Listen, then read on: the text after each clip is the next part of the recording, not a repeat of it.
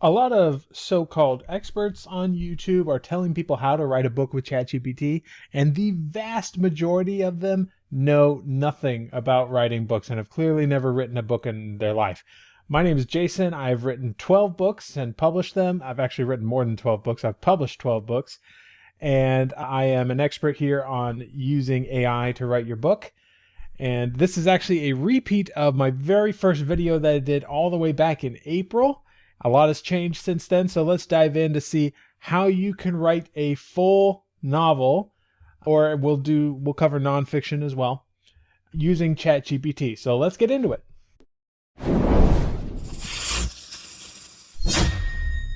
All right, so we're here in ChatGPT. We'll be using GPT-4 for this. You can technically use GPT-3 or 3.5, I should say, but a lot of what happens with that will be very restrictive. It won't be quite at the same level of quality. If you're writing nonfiction, it will be more likely to mess up and make mistakes in the information it gives you, etc. So you got to be careful with 3.5, but if you're just starting out and you don't know whether you want to shell over the amount of money you need to get GPT-4, then go ahead and start with GPT 3.5. Just understand that the output is not going to be as good as GPT-4. I'm going to be using GPT-4 for this because I do pay for ChatGPT Plus and I do not regret it. There are a lot of extra features in ChatGPT Plus. For instance, it just added the ability to add images here. So you can analyze an image with a ChatGPT. It can read it. It can analyze it.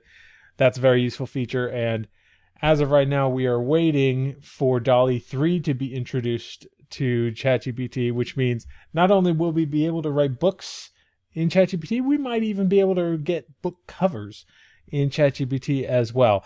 But so far that has not come yet, but it should be coming very, very soon as you're watching this. So, in fact, as you're watching this, it may already be out. Who knows? With AI, everything moves so fast. But the basic concept behind ChatGPT and writing a book with ChatGPT, or with any other model for that matter, is to work in a progressive format of slowly expanding one step at a time. And I call this the fractal method. This is where you start small with just a concept for what your book is about. Then you expand that to a larger synopsis. You expand that to a larger outline. You expand that to larger story beats. And then from there, you write the entire prose. Now, you do not have to use AI for every one of those steps. You can interject your own human input at any one of those steps. But at the same time, I am going to show you how you could use AI for all of those steps. But if you do that, if you're using AI at every step of the way, you need, and I cannot emphasize this enough, to go in and be specific and validate everything it gives you. Make sure it's not only accurate, make sure that it represents your vision and your style and everything you want. And you have to do that at every single step. Otherwise, it's going to veer off in a wild direction that you didn't intend. And the eventual output that you get to at the end will not be what you want. And so that is a crucial step that I have to mention, because if you don't do it, the quality won't work. And all other industries have found ways to automate the grunt work before, or at least make it better. And writing is one of those things where it hasn't really been possible until more recently. And so that is why you should use ChatGPT to help with that grunt work, because it can do a good job of that. But you should still use your brain for some of the more important work. All right, so let's dive into it. And I'm going to try and go through this really fast because we're going to be covering both fiction and nonfiction. So I'm not going to be doing a lot of that validation that you heard me talk about, because we need to get through this very fast. To do all of the validation properly would take several hours. And so obviously I'm not going to have a video that is several hours long, but let's go ahead and start. The very first step is to come up with your idea. Now you might already have. And I've done videos before about brainstorming, different ways to brainstorm. If you really truly have no idea what you want to write about, this is the prompt that I put here. It's give me and then a number of high concept pitches. So we'll just say, let's say 30 For a best-selling, let's see, what genre should we do? Let's just say superhero, because I've been on a superhero story kick lately with a unique twist, intriguing characters, and gripping emotional stakes. There are all kinds of different brainstorming prompts out there. This is only one of them that I use. I have more in my book, which should be coming out shortly. But this is how you would start. And of course, we're starting with fiction here. And so once you do that, it gives you 30 high concept pitches. And it's already given me probably more detail than I wanted here, because usually at this early stage, I really just want just the barest idea. All right, so it could have given me 30. I can choose to continue generating here. It just got to 22. The thing with ChatGPT is it only gets about 600 words or so in one chat, and often it will give you this thing to continue generating, but we're not going to do that because I found one here that I kind of liked. Fractured reality. After a physicist's experiment goes wrong, the boundary between fiction and reality vanishes. Comic book heroes and villains materialize, forcing him to team up with his childhood superhero to save both worlds. So this is the one we're going to use. And I could copy and paste this into a new chat and just say expand it from there. But since I'm going to try and keep things clean here, we're going to try and keep everything in one chat and say, I like number 6, please. And then we'll step into the next part of the prompt here. And I'm just going to copy and paste this from a document I have. So it says, please give me a highly detailed synopsis for, I'll just say instead of a genre, this superhero story. In the traditional 3-act structure, each act should be clearly labeled and should build toward the ending I've described. The reason I put that in is because very often it will, without giving it the 3-act structure, it will just leave the ending ambiguous, and I want to know what the ending is, because that'll help as I am moving forward. All right, we've got this pretty detailed synopsis. It actually did a really good job of breaking things down into some nice usable lists here, and I realized why that is, and I committed a very common mistake, and that is I actually left in some of this custom instructions here, which we don't want. So I'm going to take that out and save it, and hopefully that shouldn't continue here. That is something you have to watch out for, just the way ChatGPT works right now with custom instructions. Which, if you don't know, custom instructions is a place where you can put in certain instructions so ChatGPT will remember it for the entirety of the chat, which is really useful at a later step that we'll get into. And so it actually helped us, I think, for this synopsis phase, because I really like this synopsis. It's well broken down. It's very clear. It's got a clear ending pointed out. And of course, as I mentioned, you want to go through and validate this and make sure it is what you want it to be. And if it's your own idea, I'm sure you'll have ideas of where you want it to go. And so you can go back and forth with the AI and so forth and make sure it's exactly where you want it to be, or you can edit manually. But then you move on to the next step, which is creating the outline. Now, before you get to this step, if you're doing this properly, you might want to spend some time fleshing out your characters and your world building. But that's not really part of the fractal technique where you're expanding from a small idea to a large one. But it is something you want to do. For instance, we have this character, Dr. Elijah Rowe, a brilliant physicist in his mid-30s. Elijah is a bit detached from reality due to his obsession with his work in childhood comics. He's driven by the loss of his younger brother who loved superhero stories. Okay?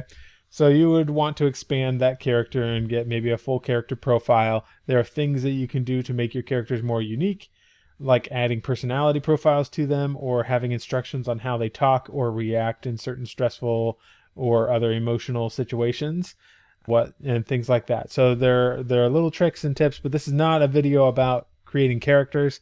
I should probably do another one of those at some point, but just understand that this is the step where I would start doing that. I'd start fleshing out all the characters and fleshing out the world, fleshing out, in this case, the superpowers and how all those systems work, and maybe a few of the other superheroes. What are the superhero organizations or villains? All of that stuff needs to be fleshed out at this stage. So you can spend a lot of time here, And we're not going to do that because we don't have all night.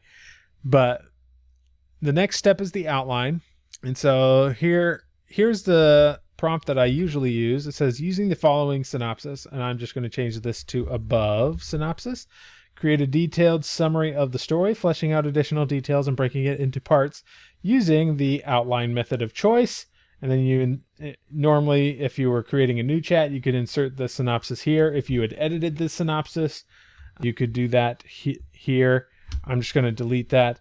And for outline method of choice, let's see. We're going to say save the cat beats, which is a very common fiction outlining process. And I'll say, I'm just going to add to this because the save the cat beats is not a list of chapters. And so we want to actually, ideally with AI, it works better when you have chapter summaries instead of just beats or certain points to hit in a novel. So we're going to add a little bit here to hopefully make it do well here. Format the outline as a list of chapters with summaries of what happens in that chapter. If there are parts of the save the cat structure that require more time or fleshing out, you can split those parts or fill in the gaps between them with additional chapters. Aim for a minimum of, let's say, 20 chapters. And let's say, I'm going to say 24. And I do like the 24 chapter novel outline, but I've been using that in so many of my other videos. I thought I'd try something different this time. I'm eventually going to come up with my own outlining template that's specifically geared for AI. That's a little ways away. So with this prompt, let's go ahead and see what it gives us. All right, we have 24 chapters here, each with a brief line item of what happens in that chapter. So let's look at chapter 1. Elijah, engrossed in his lab work, reflects on his childhood. Flashbacks reveal memories of reading comics with his younger brother. The nostalgia is tinged with sadness, hinting at a tragic loss. Okay, horrible opening chapter because there's no action. Nothing is happening. It's just reflection, which is a terrible, terrible way to open a book. And this is why you need to go in and really flesh these out and make them your own and validate them, because you need to know what makes a good story and what doesn't. Otherwise, you're going to produce a bad book, frankly. And this is common, I think, with getting the AI to outline things. It will very often just default to a really lame opening chapter. So let's go and find a chapter here that's a little more interesting for the rest of our demonstration here. All right, we'll start here with chapter 10, the midpoint, which says the stakes rise as Oblivion successfully secures one of the artifacts. The city experiences its first massive blackout, a taste of the impending doom. All right, that sounds a little more interesting. So we're going to now move on to generating the next part of the story, which is using beats. So this is the prompt that I start with. I'm going to modify it a little bit. Take the following chapter summary. I'll say, take the chapter summary from chapter 10, midpoint, and generate a list of 12 highly detailed action beats for a script with additional story information. I'm going to change this to 15 highly detailed action beats because I want it to really think and flesh things out. With additional story information, and people often ask me, why is this capitalized? No particular reason. I just sort of want to add more emphasis to those words so that the AI understands it. Hard to say really how effective it is, but I find it to be more accurate. To fully flesh out the chapter, make sure to always use proper nouns instead of pronouns. The reason we add that is because it needs to understand later who it is we're talking about. Because sometimes you can say he went here and she went there, and it won't know which he, which she, and you might know. And if you gave those beats to a ghostwriter, they might know, but the AI you can't always differentiate as well as we can. So we're going to do that and move on to this part of the story beat writing section. All right, now we've got our 15 beats here. Let's look at the first one. Multiple news channels cover the citywide blackout. Reporters on the ground detail accidents, hospital emergencies, and the general panic that ensues. Number 2, iconic city buildings, traffic systems, and public facilities plunge into darkness. A once lively city becomes eerily silent, illuminated only by car headlights and makeshift fires. That's funny because it seems like the blackout happened in beat 1, and now it's happening in beat 2. I don't know. Number 3, equipment goes haywire. Backup generators fail to kick in. Elijah frantically works on a makeshift energy source, trying to keep essential machines running. Once again, this is not the greatest. It's certainly not starting with the action or focusing on characters too much. But again, that is most likely because we haven't done the work to fully flesh these out. So do not forget to do that. But let's see. I like beat 7 and 8 here. Look okay. The recruited comic heroes converge at a pre-decided location. They assess the situation, sharing information about Oblivion's whereabouts and his activities. Elijah, Spectre, and a couple of other heroes rush to secure a vault where the artifacts are stored, discovering one is missing. They deduce Oblivion's prior knowledge of their importance. All right, so now what we're going to do is we're going to proceed into the actual prose writing portion, but this is going to be a little different because we need to also establish our style. So one of the things you can do is come in here into custom instructions and paste your style here. So here's a sample style that you could use. First person past point of view of, and then you insert your main character here. Show, don't tell, deep point of view, realistic dialogue, stronger verbs, lots of conflict, drama, and description. Avoid mushy descriptions and dialogue. These are just things that I have picked out over the years as being helpful to get a slightly better sound out of the text. But I'm honestly not too sure now that this chat has already been established if changing this is going to make much of a difference. So I'm just going to cancel that. And instead, we're going to take this prompt here, and this is what we're going to use. Write 600 words of a chapter using the following details. And then you give it the genre. So we'll say superhero story. Tone, we'll say grim and action oriented. Point of view, we'll say third person, limited from Elon's point of view. Setting, we could enter more details about the setting here. I'm just going to leave that blank because it should have a decent context already. Key characters in this scene. And now here, oops, dang it, messed that up. We're going to try this again. Okay, key characters in the scene. Or we're going to say Elijah and Spectre. But this is also where you would want to put in a little more information. If you had done your work in fleshing out these characters, you would put a brief description of what they are like here. And then you could move on. And then here's where we get into style. And I'm going to go ahead and just bring in the style information here. Show, don't tell, just the same kind of stuff. And then story beats to cover. So the ones we wanted, I believe, are these two. So I'm just going to copy and paste them here into this thing. And I'm only doing 2. Now, the reason I'm doing 2 is because ChatGPT is still not great at doing very, very long responses. It can sometimes do them, but it's not as reliable as Claude, for example, at getting these really long responses. I can get a full chapter out of Claude, which is one of the reasons why I like to use it. But in ChatGPT, I think it's better to go 2 to 3 at a time because it usually can't do more than 600 words. And in my experience, one beat, at least the way I write them, is equivalent to about 200 words. So I'm still saying 600 here because I like to stretch it to get it to do more than it can, but usually it ends up being a little less than what you ask it to do. So I'm going to say save and submit and see what it gives me. All right, and it's given me a solid amount of words here. Let's just check this to see how many it is. All right, ended up being a little more than 500 words, which is about what I was expecting. So what you could do at this point is take this and edit it down to be how you like. And then you could re-enter it into ChatGPT and say, I've made some changes, analyze the changes, and then it would do that. And this is probably something I'll do an entire video on very soon. So just stay tuned for that, how to edit things down and then ask it to improve based on your edits.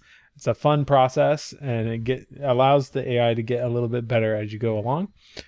But then you would just move on to the next 2 or 3 beats, and then the next, and then the next, until you've got a completed manuscript. And it's a fairly simple process in demonstration, but in actuality, if you're doing this for real, you need to make sure you're doing your due diligence and validating everything. And again, I'll have more videos about how to validate good prose as we go along. But right now, I think this gives you an idea of how you do it for fiction. And now we're going to do it for nonfiction. The same basic principles apply. We're going to open a new chat here, starting with the idea. Now, here's the thing, okay? I have a big problem with people who write nonfiction about subjects they don't really know a lot about, okay? And these people existed long before AI, all right? Don't get me wrong. People that would go out and just do keyword research to find what niches were clearly open and available, and then they would go and do a tiny bit of research, just enough to get a book out into that niche, and then it would blow up and do really well just because the niche was nice and open. I'll be honest, I detest those people. I believe there are 2 reasons why you should write a nonfiction book. The first is not too different from the thing that I hate, but it is different enough that I accept it. And it's been a catalyst for many things that I have written over the years. And that is, what are you interested in learning more about? Writing a book is one of the best ways to learn about something. But if you're just putting it out there to try and get something that has a good keyword or that is likely to rank well on Amazon or whatever, that's not going to do you very good. But if you're going in, like, for instance, I have a really big fascination with mythology, but honestly, there are so many mythologies out there that I know nothing about. And so I started a whole website about mythology so I could write about them and therefore get a better knowledge base about different mythologies. And I plan to write books in those niches just for those same reasons. But that's different than seeking out a niche and just doing the minimal amount of research to try and write the book. The second reason that you should write a book is because you are already an expert in something. And that is the kind of book that I wrote with the AI writing book, which I will release soon, I promise. It is done, it is ready, it is waiting on a few other things. But with that in mind, this is how I would brainstorm ideas for writing a book if you don't already know what your book should be about. I'd like to write a nonfiction book, but I don't know what it should be about. Here are my areas of expertise. And then you list what you know something about. Now, if this is something more like something you're interested in, you could also do the same thing. Like, I'm interested in this topic. Give me ideas for books that I could write around this topic. But we'll just say expertise. And in my case, I'm going to say AI writing, SEO writing, self-publishing, fantasy books, or the fantasy genre. What else do I know something about? We'll just leave it at that for now. Those are the relevant. They're all kind of related to each other somewhat. Give me a list of, we'll say, 20 book ideas that could draw on one or more of these areas of expertise.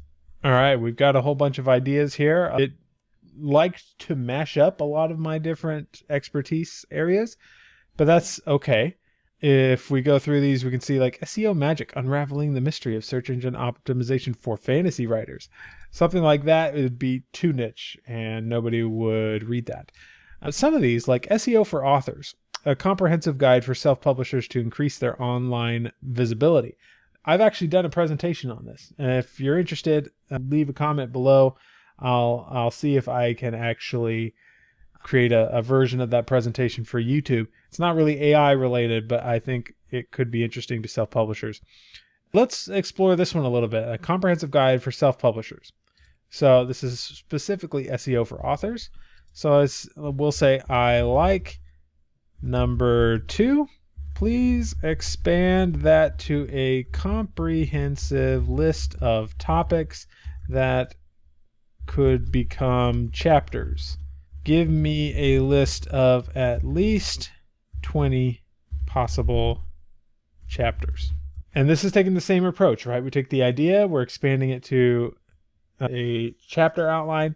I find that with ChatGPT, you can actually skip the synopsis if you want. There's some value to be said for taking the time to really flesh things out and move in slower increments. But if you want, you can just proceed. Hey, this is the topic I want to write about. Here is a giant list of things to cover in all your chapters. And so here we go. The basics of SEO. Okay, that would make a good first chapter. Why authors need SEO. Also a good one. I would maybe put that one first.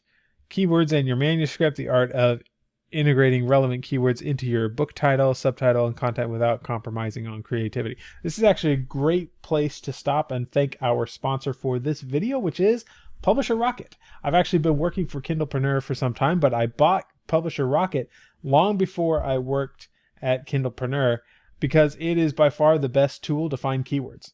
And I've kidded a little bit about those people that all they do is they just go to find the keywords and then create a book around that. I definitely don't recommend you use Publisher Rocket in that way, but you could if you wanted to. I would say Publisher Rocket is a great way to find the keywords that you want that are relevant to things that you know, and then you can check out if any of the niches related to your expertise are something that works, something that is open, that's low competition, high number of people searching. Or at the very least, if you already know what you want, you can search for different keywords that are likely to get the right readers finding your book. And it does a whole lot of other things. There's category analysis let me tell you, the category section has gotten so much more robust over the last year, over the last couple of months, actually. They've been working really, really hard on it. And so thank you, Publisher Rocket, for sponsoring this video. Go ahead and check them out if you're interested. There's a link below, but there's some good stuff happening there, and I highly recommend them. Go check them out. All right, getting back to this, we have the full 20 chapters here.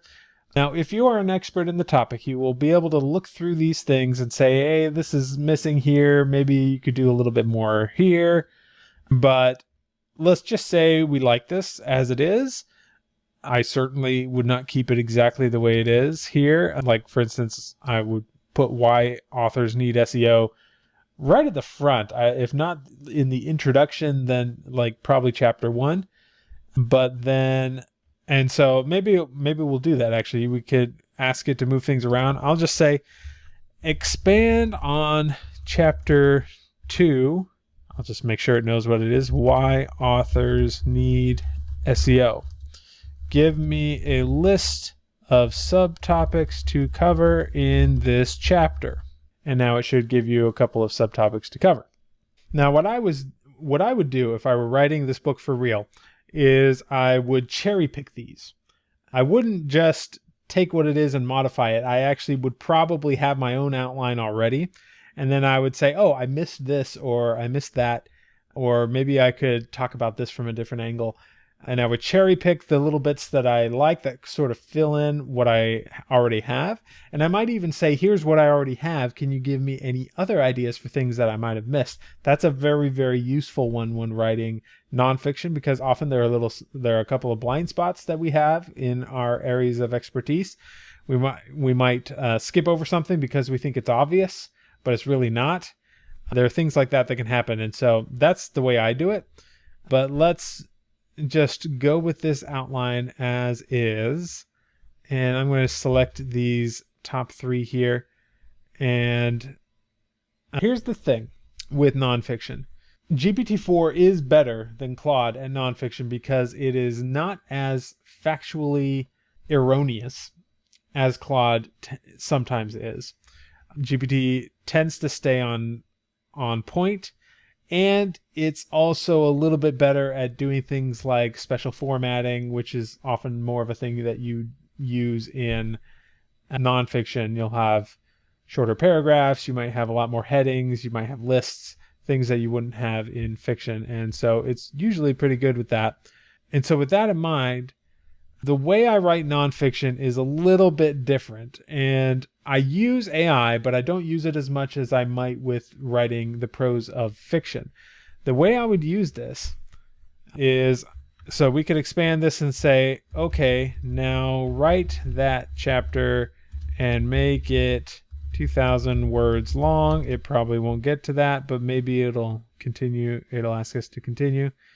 And then you can give it the style information. Use the following style information. And I'm just going to paste in a standard nonfiction style.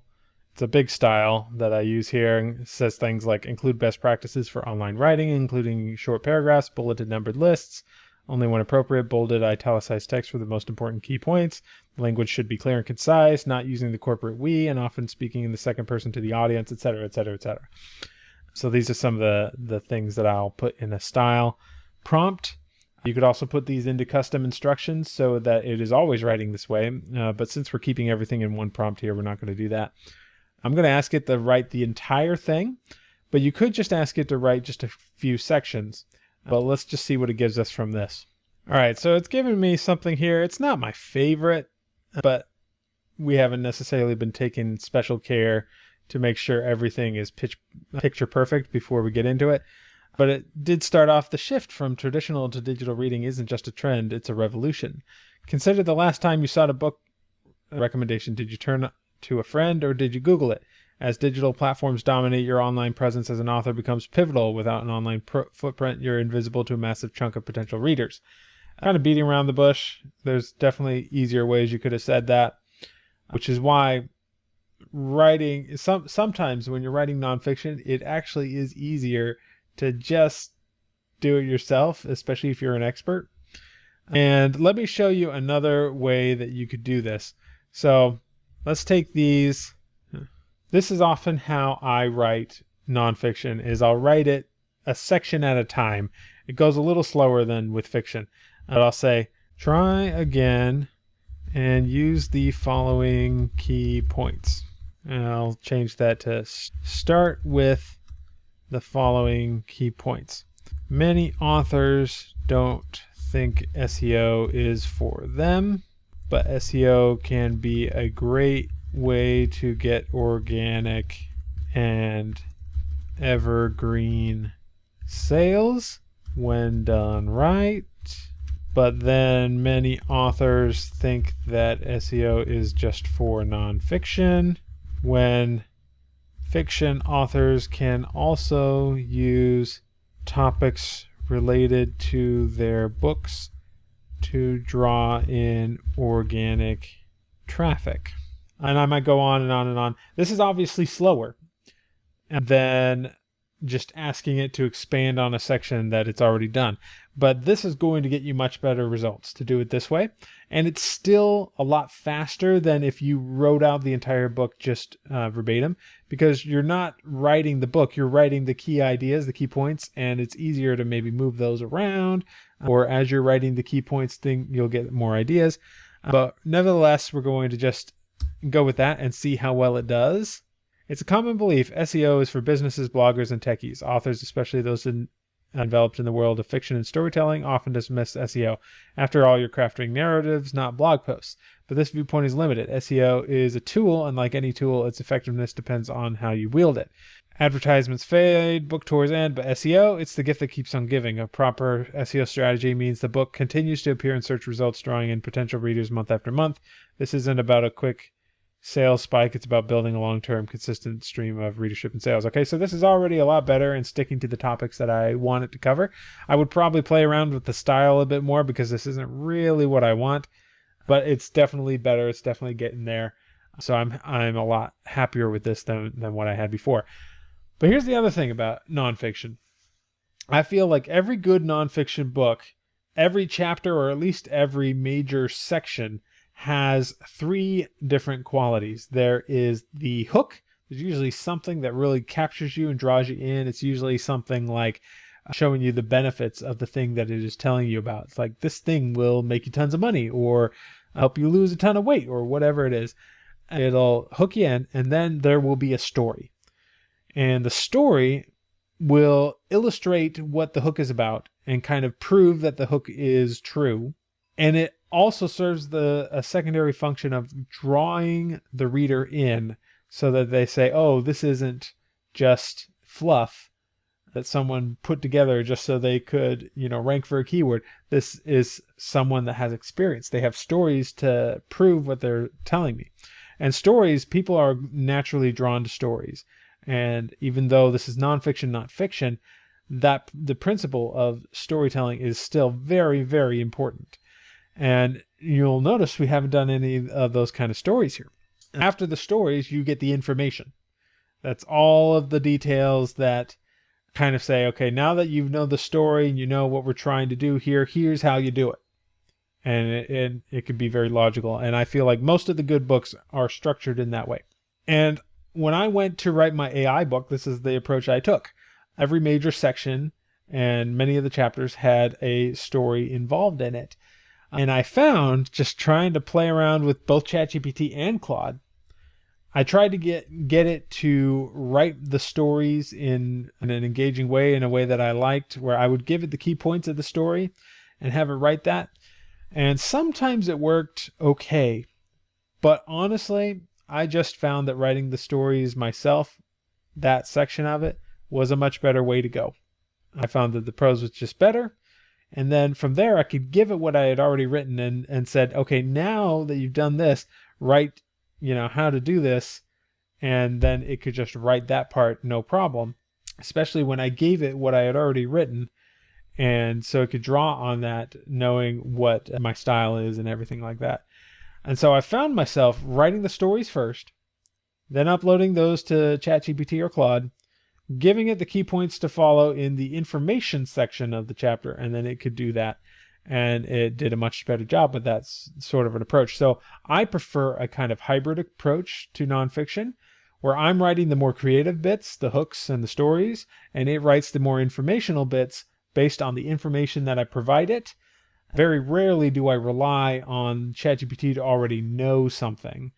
I prefer to give it the information that I want it to cover, and that can be in the form of bullet points that I put in there myself, or little bits that I've researched from other sources, and I'll just list those out in the order I want them to go, and then it will do that.